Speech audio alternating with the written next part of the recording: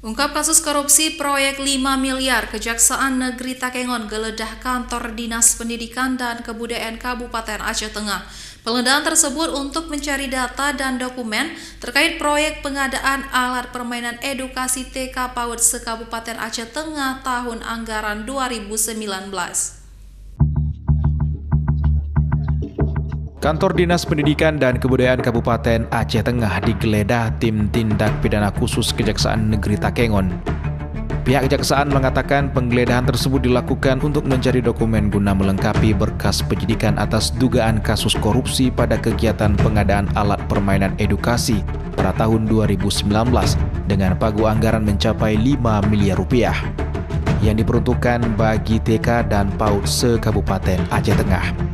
Korupsi pada program itu muncul ketika penyidik Kejaksaan memeriksa 90 kepala sekolah penerima manfaat program ini sebagai saksi. Dari hasil pemeriksaan 90 kepala sekolah TK PAUD se-Aceh Tengah, mereka mengungkapkan adanya ketidaksesuaian volume barang yang diterima. Pihak Kejaksaan menaksir negara mengalami kerugian senilai 700 juta rupiah dalam kasus dugaan korupsi pada pengadaan alat permainan edukasi Dinas Pendidikan Aceh Tengah ini. Ini alat permainan edukasi ini ada alat permainan edukasi luar dan alat permainan edukasi dalam. Dan itu terdiri dari dua kontrak pekerjaan. Jadi indikasinya ada kekurangan volume. Kita sudah panggil ya kurang lebih 90-an guru atau kepala sekolah TK atau PAUD tadi, dan kita tanyakan, kita tunjukkan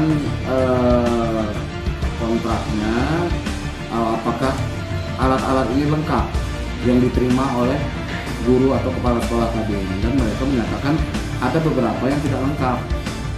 Pihak Kejaksaan sejauh ini belum menetapkan tersangka dalam kasus tersebut karena masih menunggu hasil pemeriksaan saksi ahli dari Badan Pengawasan Keuangan dan Pembangunan untuk menghitung jumlah kerugian negara. Dari Kabupaten Aceh Tengah, Yusradi Ainus melaporkan.